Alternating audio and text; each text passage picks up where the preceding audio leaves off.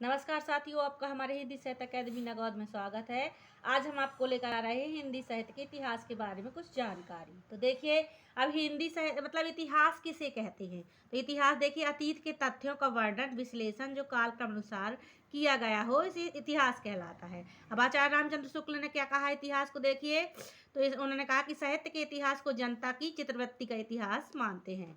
फिर हिंदी साहित्य में इतिहास लेखन की परंपरा गारसा दत्तासी से प्रारंभ होकर वर्तमान रूप में लिखे गए अनेक इतिहास ग्रंथों तक व्याप्त है। फिर यहाँ पर हम हिंदी साहित्य के प्रमुख इतिहास ग्रंथों का विवरण तालिका के रूप में प्रस्तुत कर रहे हैं, तो आप देखिएगा।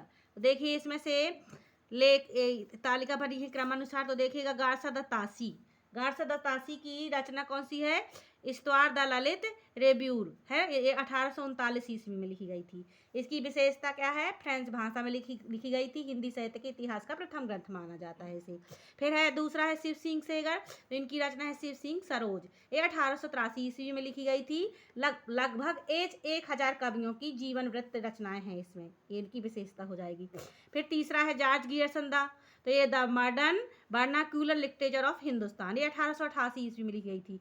इसकी विशेषता क्या है? कवियों का कालक्रम अनुसार वर्गीकरण, दूसरा है काल विभाजन का प्रयास, तीसरा है पूर्व रचनाओं के आधार पर स्त्रोत बनाया गया। फिर इसके बाद है मिश्र बंधु विनोद, इनकी रचना है 1913 में लिखी गई थी। इसमें देखिए 500 कवियों को स्थान दिया गया था इसमें। फिर हाँ, 5,000 कवियों का स्थान दिया गया था। काल विभाजन का पहला प्रयास था।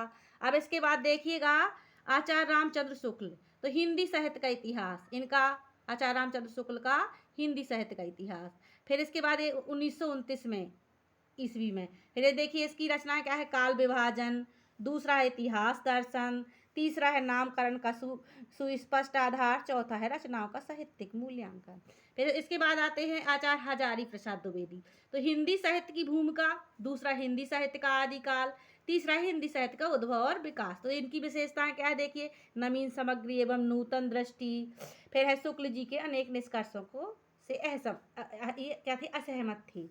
फिर इसका देखिए, फिर सातवां है डॉक्टर राम कुमार वर्मा, हिंदी साहित्य का आलोचनात्मक इतिहास, ये 1938 ईस्वी में लिखा गया था। फिर है डॉक्टर धीरेन्द्र वर्मा, हिंदी साहित्य। फिर है डॉक्टर भागीरथ मिश्र, हिंदी काव्य शास्त्र का इतिहास। अब आपको आगे पढ़ाएंगे। आपको हमारा वीडियो अच्छा लगा हो तो लाइक सब्सक्राइब जरूर कीजिएगा, देखिएगा जरूर, बड़ी मेहनत से बनाई हूँ। अगर आपका सपोर्ट रहेगा तो और अच्छी वीडियो बनाऊंगी। धन्यवाद।